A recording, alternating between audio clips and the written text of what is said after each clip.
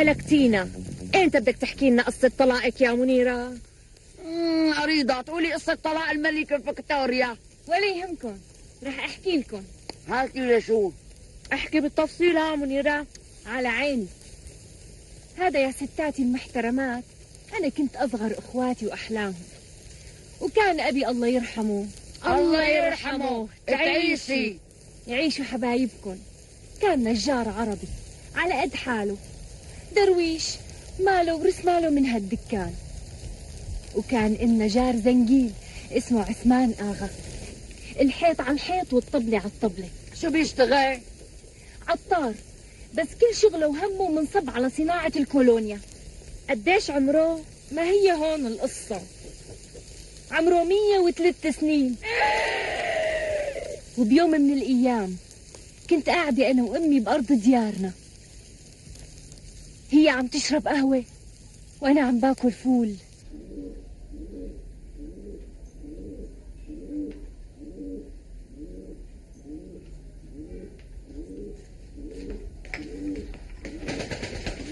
يا منيرة، ماما حاجتك أكل فول مشان مصارينك ما بيسوى. تعي أمي، تعي عروستك، تعي. شوفي أمي اشتقتي لك؟ إيه أمي، في حديث بدي أحكي معك، تعي. خير شوفي؟ أول باشتان إن شاء الله صحتين وهنا. على قلبك. تاني باشتان، الموضوع اللي بدي فاتحك فيه بخصك أنت بالذات. يخصني أنا أمي؟ إيه أمي. منيرة، أنت صرتي صبية، وأنا وأبوكي هالمعتر ما قلنا غيرك. اي والله معتر ومعترنا معه. وبيني وبينك أمي، يلي بعمرك تجوز وصار عندهم أولاد كمان. اي والله، يا ريت هيك الله يبعث لي شي عريس مهبر. ها وانت قلتي يا امي هون مربط الفرس. عثمان اغا بتعرفيه انت ما هيك؟ جارنا ايه بعرفه. عثمان اغا الله فاتحها بوشه. المصاري اللي عنده هو نفسه ما بيعرفها قديش. المصاري مطبقة بالتنكات والذهب بالقناطير. يا حرام، هالمصاري كلها قال بدها تروح بالارض، بيقولوا مقطوع من شجرة، لا عنده قرايبين ولا اولاد. يسلم تمك، مقطوع من شجرة، يعني لا في حدا وراه ولا في حدا قدامه، وهالشي هاد من حظك انت. ما فهمت عليكي، شلون من حظي بقى؟ هلا بدي اسألك بصراحة، شو رأيك فيه انت؟ قصدي يعني سلوكه، اخلاقه، ممشاه. ايش بده يكون ممشى عجوز عمره 100 سنة؟ رح يكون ازعر الحارة ولا بيلحق بنات؟ برافو عليكي، معناتها سمعتوا ما عليها حكي؟ مشان الله ماما، قيلي شو بدك بقى وخلصيني. حاج لف ودوران، قمطيلي قلبي من سيرته. شو رأيك تتجوزيه؟ انا اتجوز عثمان اغا؟ ايه انت، لكن انا وان شاء الله يقبل كمان. كمان؟ مشان الله امي، مزحك اليوم لا تاخذيني، مو ناجح معك منو. يا مجدوبة انا ما عم بمزح، انا عم بحكي جد. شلون جد؟ مشان الله. لك اذا تجوزتي واحد مثل هاد رح تعيشي سلطانة زمانك، وكلها كم يوم وبيحط راسه على مخدته وبيسلمها، وساعتها بتعيشي عيشة الملوك والسلاطين، وبتتجوزي اللي بدك اياه. وعارف مين بيتمناكي بهداك الوقت؟ معقولة ماما؟ معقول ترميني هيك رمية؟ رمية مؤقتة امي، انت تحمليه لبين ما الله ياخذ امانته، وساعتها شوفي العز اللي رح تعيشي فيه. المسألة بس بدها شوية صبر ومكابرة منك. اسمحي لي امي، وجعني راسي. وين قايمة؟ لسه ما كملت كلامي. فايتة على اوضتي، اصلا كنت مبسوطة وعم باكل فول، جيتي نزعتيني بمرائي وسديتي لي نفسي بهالقصة. لك منيرة، لا تكبري راس، تندمي بعدين. ها هذا عثمان اغا مو ضحكة لعبة. يعني انا اللي ضحكة لعبة؟ لا امي، انت امورة الامورات وست البنات، لكن عثمان اغا الدولة كلها بتحسب حساب لغناه. عيدي لفهمك امي، هذا بزمانه عثمان اغا كان له اخ اسمه شفيق اغا، وهن اثنينتهم، وشفيق اغا اغنى منه لعثمان اغا. انا جوزته لبنت اخوه لابوكي لانه انت كنتي لساتك صغيرة، وقامت المرحومة ماتت قبل منه. هلا انا شو دخلني بهالقصة؟ امي انا عم بحكي لك هالقصة مشان لحتى اقول لك انه عثمان اغا ورث اخوه شفيق اغا، ولو ما ماتت البنت اللي جوزته اياها انا كانت ورثته، بس انت هلا بعون الله رح تتجوزيه وتقبري. ليش الحي بينطر حي؟ امي انت فكري بالموضوع، وهي رح جيب لك صورته مشان لحتى تتعودي على منظره من هلا. خير امي، قولي لي شو رايك فيه؟ برعب. برعب؟ بني ادم هذا مو ضباع.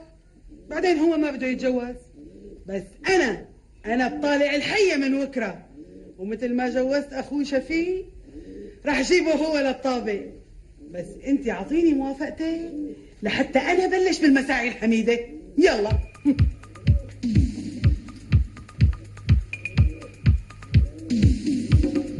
ايه وبعدين قصتك باينتا قصة وجرستك جرصة. طمنينا منيرة، اقتنعتي بسهولة؟ والله يا بنات الحلال، يعني قالوا له للمسمار ليش بتفوت بالحيط أوام؟ قال له من العزم والطرق اللي بقفاي. يعني وافقتي؟ اللي إله لسان مثل لسان أمي لابد ما يحقق اللي بباله، ما في كلام. لا، وأمي داية بالحارة ومولدة نص نسوانة والكل بيحبها وبيحترمها بما فيهم عثمان آغا. إيه المهم شو صار بعدين؟ بلا طول سيرة. بيوم من الأيام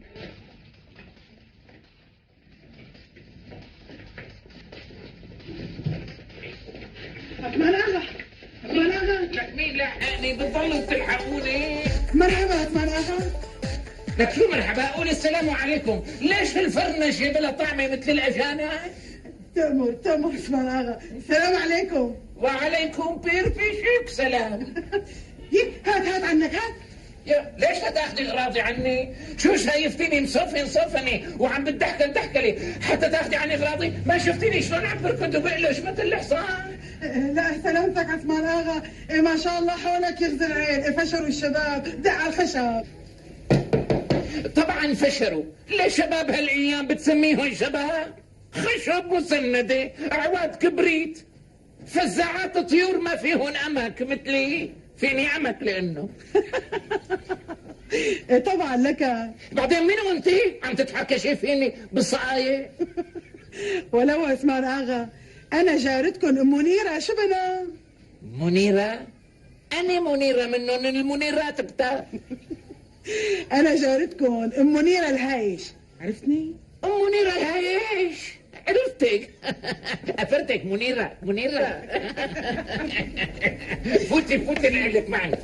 فوتي حتى أوصيكي جوزة منتي برودية على أصولها ولد البرازيل. بيحصل لنا الشرف عثمان آغا لانه انت. فوتي شرف ومرف تضربي.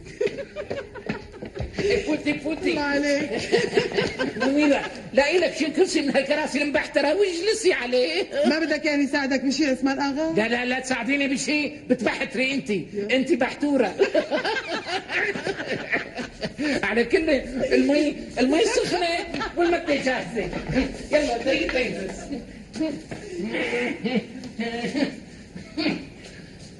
دود قسمة من الله إن شاء الله ميل قسمة إن شاء الله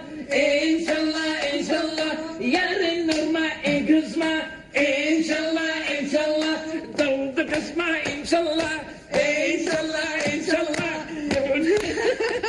ان شاء الله ما بعد ما الصوت. شو حلو يا عثمان آغا. الله يسلمك يا منيرة. بحب التقطيع أنا، ما بحب الغناني النايطة. أيوة. بسوف قلبي بالعكس. لك بحب كل شيء يعني هيك برقص وحريق. الحق معك لك. مثلا شوفي اسمها سيرة وانفتحي. نعم. شوفي هاللحن. هات لشوف. إلدا جوزنما مردا جونما إلدا دايزن. يا سلام الله شو حلو. جملة موسيقية ناعمة وصلى الله وبارك. إلك بس أخي الله يرحم ترابك يا أخي شفيق. هداك صوته حلو كتير بوقع الآن من على الشجرة. اي والله الواحد يحكي صراحة يعني كل غناني زكي مران التركي هو ملحنها. خدي امسكي. كنت حاصلح لك. سلامة قلبك. وينك منيرة؟ مصي من محل ما بمص انا، شاطف المصاصة بالمي السخنة. ولو عثمان اغا انت مشهور بنظافتك. عطار كلهم، شو بدي يكون يعني روايح النظافة منيرة بتهف مني أينما ذهبت وأينما تفلتت بالسوق. يعني بالسوق، وقبل ما أجي بنصف ساعة بيقولوا هو زاه عثمان آغا جاي احذروا. روايح كتير نظيفة لإنه ايه والله يعني بتهف. تاخدي؟ لا يسوي لا معلش. يجي حاجة يسوي لي حاجتي. ايه ستي قومي لك قومي. لوين؟ شو قومي شوف قومي حتى ورشيك صناعة القلونيا والتقطيف. فزي يعود هلا قاعدين. فزي شايفك ما عندك سيرة تفتح القلب والخاطر. قومي. أنا عندي بس أنت. قومي هلا قومي خلصيني. لا حول ولا قوة إلا بالله. عثمان آغا اتركني هلا، خليني قاعدة مرتاحة. بعدين وينك؟ طلع فيي هون. أنا مو اسمي منيرة، أنا اسمي أم منيرة، بنتي هي منيرة. لك منيرة أم منيرة ما بتفرق، أهون على لساني. بعدين تضربي أنت وبنتك. خلينا هلا الأجل الفرجة على الكولونيا، لأنه أنا مستعجلة كتير. بعدين في عندي موضوع مهم كتير بدي فاتحك فيه.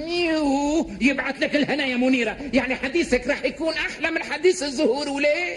في شي من هاد. عود لك عثمان آغا، عود لأحكي أنا وياك. هذا يا سيدي شو هاد؟ عثمان آغا شوفك متلبك، حط من إيدك لأعرف أحكي معك. حاضر فندم. هلا أنت ما عم تحس بالوحدة؟ ما عم تستوحش لحالك؟ آخ يا منيرة آخ، كل آخ بتطلع من صدري مثل دقة المنفاخ. يعني عم تشعر بالضجر أحيانا؟ شوفي إذا بدي باصتك بالحديث إيفيت جانم، حاسس بهالبيت إنه لازم حدا يساعدني. بيت كبير كتير كبير وأريضة، بيت كبير. هالبيت له قصة. هالبيت كان لأسعد باشا العظم. إجا أسعد باشا العظم هو هلا شو بدي بأسعد باشا العظم؟ خليك بالموضوع وكمل حديثك. حاضر يا فندم. الحاصله يعني عم تشعر بالوحدة هلا، مو هيك؟ إيفيت منيرة، وما بقدر جيب صنعة تساعدني، بخاف من الصناع، بياكلوني وبيستوكلوني، وبعدين بيلغوصوا بطبخات الكولونيا في لغوصة. هلا خليك معي، بدي اقول لك هلا شغلة. هلا خليك معي ولا تطلع برات الموضوع. إيفيت جانم إيفيت، ازركيني على كيفك كما تشاء ازركي. أنا جاي على بالي يا عثمان آغا خلصك من هالملل والضجر يلي عم تشعر فيه. شلون بقى؟ جيب لك جبيب وزوز. عود ما بدي تجيب لي شيء. شو بك خايف مني؟ كأني جايبة جنازير بدي احط لك بايديك ورجليك بدك تهرب. شو بك؟ بصراحة منيرة ايه؟ هيك حاسس، خايف من حديثك تماما وقامطني قلبي كمان. عثمان آغا أنا بدي جوزك، فهمت علي؟ مثل ما جوزتي أخي المرحوم شفيق آغا. هو صحيح الله يرحمه ما تهنى بجوازته، بس هي حكمة ربك يا عثمان آغا.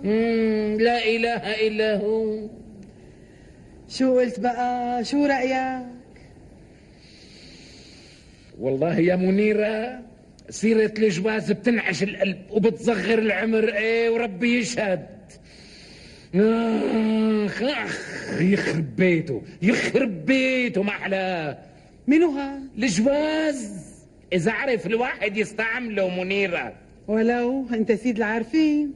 وشو يلي خطر على بالك انك تجوزيني منيرة؟ خايفة علي لعنت يعني؟ لا بس حوالي بنت ظريفة وحلوة ومؤدبة وبنت عالم وناس، يعني خرجت بالضبط. منو هي منيرة؟ خش أنا قاطع الأمل لأني ما كنت لاقي صغيورة تطبع على مرائي. لك برمت الصالحية والأنوات وباب سريجة وسوق ساروجة ما في خواص، مطلوبي يق هذا في سيس. صحيح في عيال مهمة بس مثل ما تقولي عم يتطلعوا فيه ونظراتهم عم تقول عيني فيه ودفوا عليه. محشوم عثمان آغا، انت الف مين بتمناك؟ بيلتقى مو هيك منيرة؟ خوش أنا جاي على بالي اتجوز. الله يرحمك يا شفيق آغا. شو قال لي مرة؟ قال لي شفيق طيب شو رأيك بمنيرة؟ مين منيرة؟ مين يعني منيرة؟ منيرة بنتي. قديش عمرها؟ 23 سنة. 23 سنة؟ مو كبيرة علي منيرة؟ لا شوفي، بخاف كبر عمرها يعني ما يخليني افهمها، لانه انا طبعي ولادي كتير منيرة، هيك الله خالقني يعني. اسمعوا على هالسمعة، انت البركة عمرك 103 سنين. ما دخل منيرة، ما دخل، شو الحكيات؟ ما شاب قلبي وإن شاب لحيتنا. مو هيك الشاعر قال؟ صفحكي يا عثمان آغا، صفحكي. المهم البنت صغيرة ورايتك. رايتني؟ شو هالحكي؟ لك يا عثمان آغا، انت منظرك حلو كتير وبيغر. وين شايفتني هالدرسانة؟ شايفتك كتير وانت شايفها بس مالك حاسس بوجودها. ليكو هالفرتوكة ليكو. طيب ما تروح تحط عينها على غيري؟ مليانة الدنيا مهرهرين. كله متجوز وعنده اولاد عثمان آغا، بس انت الوحيد العزابي، وبنتي ان شاء الله رح تكون اول بختك ونصيبك. شوفي منيرة، شايف الشغلة فاتت بالجد وحميت الطاسة وهبل بدني وتحمست وشطت ريالتي. هذا شي حلو كتير. احكي لي اللي ببالك. شوفي لقلك، أنا فلوس عندي كتير منيرة، بتطمر مو أسعد باشا العظم، بتطمر العظم والعظمة كمان. ومن الذهب عندي ما لا يزنه ميزان، ومن الفضة ما لا يشله قبان. وشغلتي بالقولونيا هي كلياتها تسلاية بتسلاية، وما هي حرفة بقدر ما هي هواية. الله يتم عليك يا رب. وهالمال كله ماله صاحب غيري منيرة. هو صحيح حاكين فيني 3/4 عيال مهمين وطالبين ايدي، بس لحد هلا ما اعطيت جواب، مالي مربوط يعني حر. لاني ليش منيرة؟ انا حسيت الطمع بعيونهم، بس انت شوفي النصيب سبحان ربي، شوفي حكمته منيرة. قلبي انفتح لك لهف لك، واليوم بالصدفة انا مشارق واجيتيني بالوقت المضبوط. يفرح حريشك، شو شيطانة انتي. بتعرفي اني اليوم كنت عم برقص لحالي هيك على بكرة على كوانة بديعة مصابني. ما شاء الله وكان حولك. بقى اذا هالضرسانة بنتك خرطت مشطي رح اتجوزها، وهالمال كله إلها وحلال عليها. عثمان آغا، يعني انت، يعني انا ما بعرف شو بدي اقول يعني. معلش، وخليني شوف البنت اليوم قبل بكره، قبل ما اكبر بالعمر وترفضني بسبب كبر السن. عثمان آغا، انت بتعرفها لبنتي بس انت نسيانها، هي وصغيره يا ما حامل على ايديك. اصبح اجا دورها لتسدد الحساب وتحملني على ايديها. انا رح اروح. لحظه لحظه لحظه لحظه منيرة، كنتي تعطري.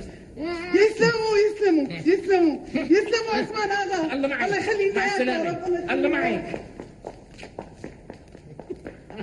المسكينة بصلتها محروقة، بس هالعطر هندي زخم مشايخي ما راح يروح منها قبل 3 أشهر، عبس ما في نتيجة. تعبعب عش بمسام جلدها عشي. يا عيوني على هالحكاية مثل الأفلام. طيب خليها تكمل المخلوقة. القفلة معروفة، بس خلينا نفهم شو اللي صار وشو اللي جرى. والله يا منيرة طاقة من طاقات النعيم انفتحت لك.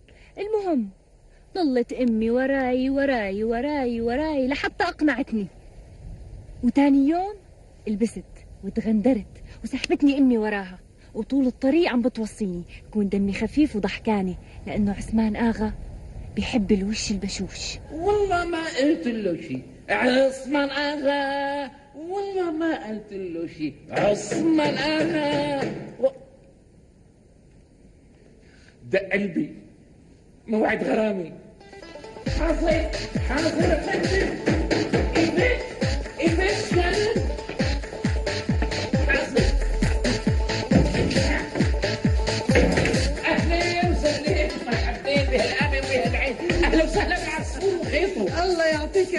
عثمان اغا. الله يعافيكي، هاتي ايدك لبوسها. خجلتني عثمان اغا. مساء الخير. اهلا وسهلا ست النساء، هاتي ايدك للحسن. استغفر الله. لا تستحي، معلش، لانه فعلا هالبنت هي مثل أربوج السكر، مثل قطم العلك. وشو هدول؟ ما فهمت عليك عثمان اغا. لك ايه معلش، كلام تركي. تفضلوا حبيباتي، تفضلي حماتي. الله يبشرك بالخير الهي. يا اهلا فكرتوا وسهلا. على هالتعابير هيك؟ امي عثمان اغا بيحب المزح، بدك تتعودي عليه. بتحبوا تقعدوا بالصالية جنب زهور الأضالية؟ كل محلاتك خير وبركه. يا أهلا وسهلا ومرحبا، تفضلوا وعدوا، تفضلوا يا أهلين وسهلين. قبل الجلوس بتحبوا تشربوا متى ولا فروت جوز؟ طلعت معي على عافية مثل المرحوم أخي شفيق. ان شاء الله تنام ما تفيق. شو قلتي يا حمامة؟ ما في شي، سلامتك. أصبح شو رأيكم؟ ضيوفكم قدامي؟ شلون اسنانك؟ ما بهون شي قوايا. ما بهون شي قوايا، ما بهون شي قوايا. لك يسلموا لي الصبايا. تاكلوا شوكولاته؟ نعرفك صاحب واجب، ما بدنا عذابك. تفضل ارتاح ارتاح. ايه سيدي؟ رست، لا تذكريني بالموضوع، راح افوت فيه قبل ما تذكريني فيه. شوفي يا حمامتي. نعم جدو. انا بقلبك بلشت تخربتي مني. ها شوفي يا منيرة الصغيرة، انت عجبتيني ما في ذلك شك، نلتي على رضاي، بتواتيني. عيونك كبار مثل ما بحب، هيك زيتون جلط. وأوامك طويل، يعني مثل ما بشتهي، يعني لا طويلة مثل الحورة ولا قصيرة مبتورة رح تهري بالجورة.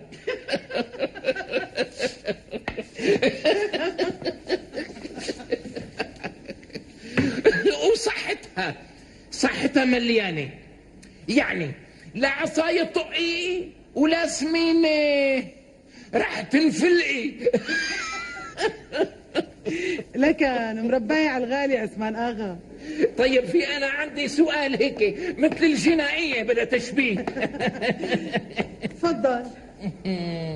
شوفي يا منيرة الصغيرة، انت صحيح انا زق عقلاتي بجمالك، بس على الله تكمل خصالك.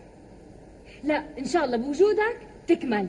طيب بدي اسألك سؤال ثاني عم يورد لذهني، انت انخطبتي قبل ما تجيني لشاب غيري؟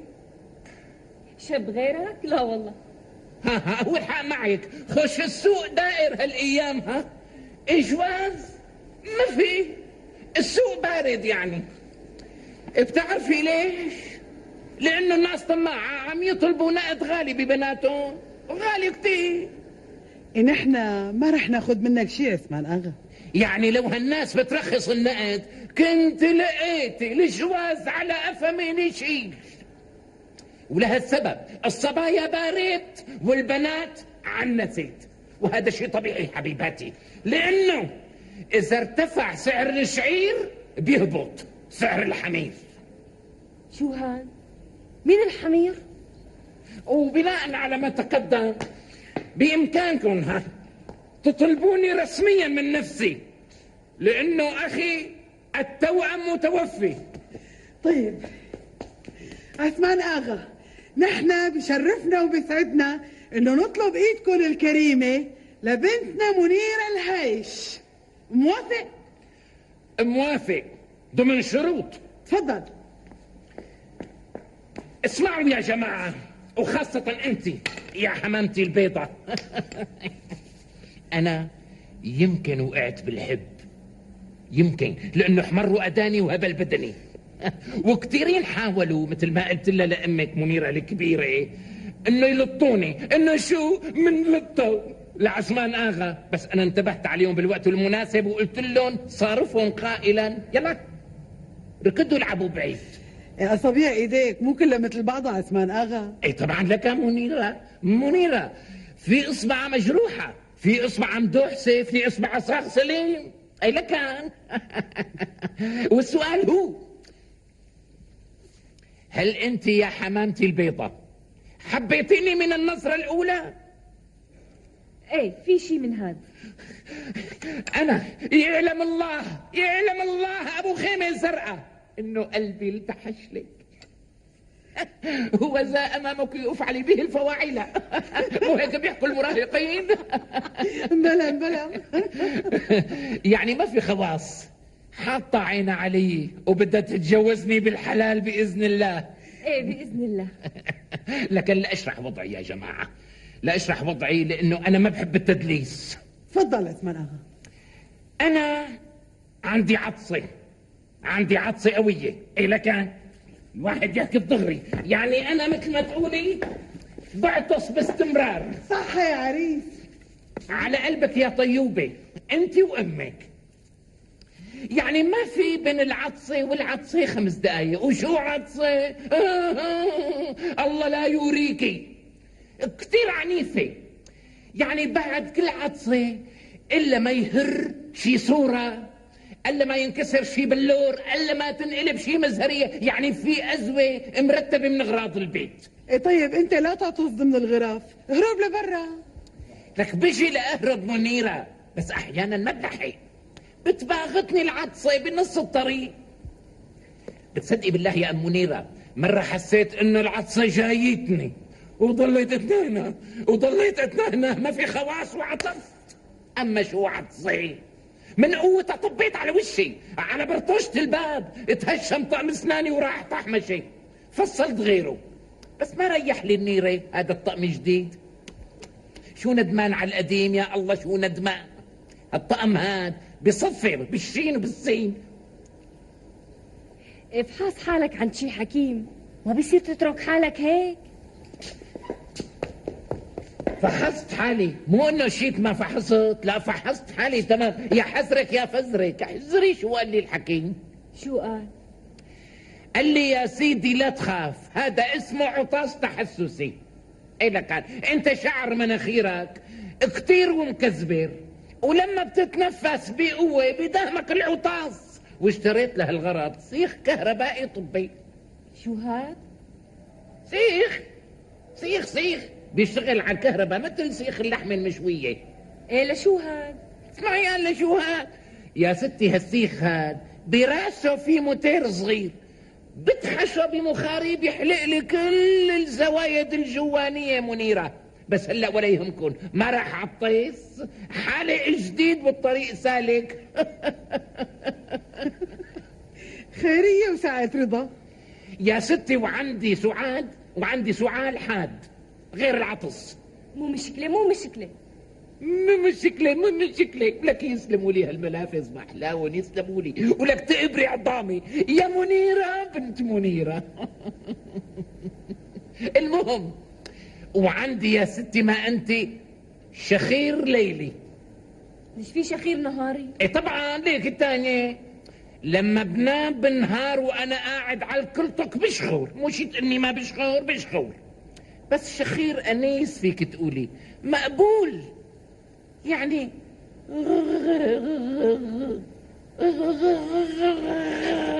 اما بالليل الشخير يعاتولي بشخور على 4 قنوات كل وحده بصوت. بقى هي عم بعرض حالي قدامكم قران بالغش بالتدليس. بنتي احكي لك كلمة حلوة. كل شي منك مقبول. لك انت ليش حاببتيني كتير؟ ما بيجوزها لإلكم، ما بيجوز الولع الزايد بالزوج وتعشقه. بيشوف حاله بعدين له مخاطر الولع. بحق لك عثمان اغا. ومشان التدليك الجسماني اطمئنوا، عندي جهاز كهربي بس. بكركرني. إيه ما بيخاف تلطه الكهرباء شي مرة؟ عثمان اغا هلا انت صار عندك مرة وهي بتعتني فيك. ايه لازم تدلكني بايديها الطرايا، ابتداء من اخمص قدميها وانتهاء باللوايا. لازم. لأنه الروماتيزم بيعض الإنسان عض، وبيخلي إيديه تنعقر عقر بدون ما يشعر. ولا يهمك، أنا تحت أمرك. طالما هيك لكان والمسألة فاتت بالجد لقوم نصي على دندورمات. لا ما بدنا شي هلا، ولو ما بدنا عذابك اغاتي. عذابك راحة حماتي.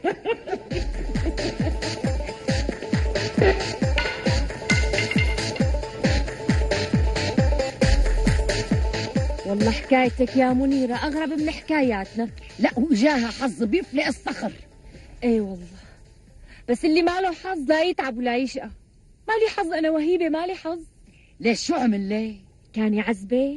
بالعكس ما في شي من هاد، كان يقول لي ميلي ومسندك. أنا لكن شو القصة؟ أنا ما هضمته، ما نزل لي على معدة، لا هو ولا ملايينه. يعني كنت أحس إني متجوزة جثة متحركة. معلوم كون الفرق بيني وبينه 80 سنة، لكن بيوم من الأيام حصلت معي مفاجأة كبيرة.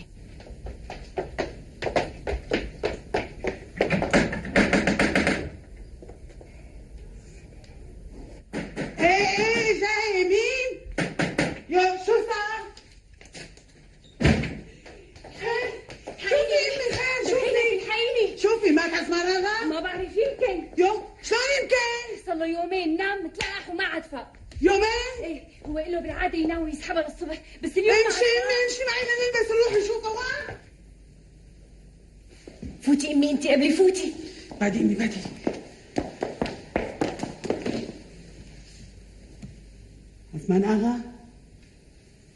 عثمان اغا صار لازم نجيب له الحكيم، مو هيك؟ انا رايي فرد مره تجيبي له امام الجامع، يعني شو بده يعمل الحكيم؟ ولا اقول لك تعي امي تعي استني.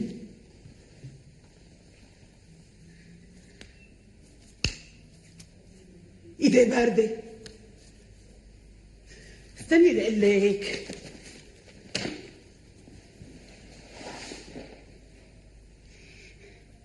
ما غبشت المرايه، ما في نفس.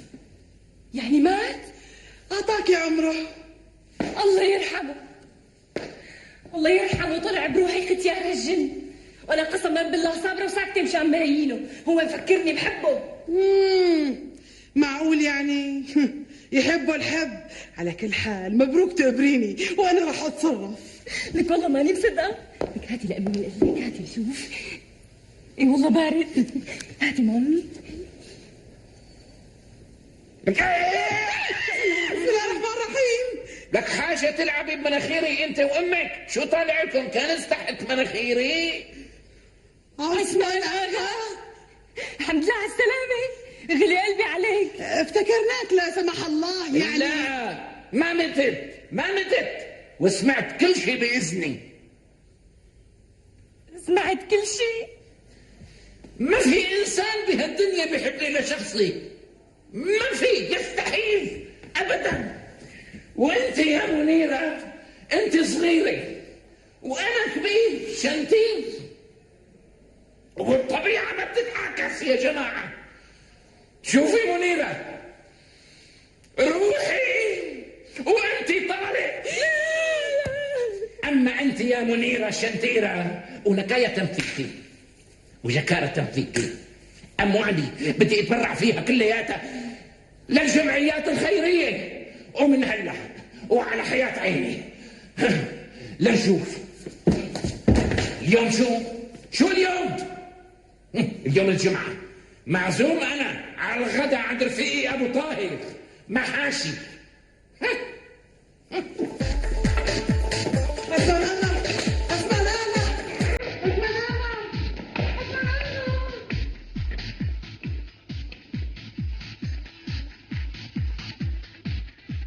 هي اختي حكيت لكم اياها من طقطق لسلام عليكم. يفضح حريش قلبك على هالغلطة. غلطة عمره. لا وحتى تكمل معي توفى بعد هالحادثة بيومين. يا ويلك ويا سواد ليلك على هالقفلة. المهم رجال ما نزلوا لي على معدة، طواويس ونافشين ريشون، ديوك حبش وعم يمشوا لي بالعرض. ودخلك على ايش ما بعرف. رمزية هاتي هالجزر لنتمحلى. تفضلوا.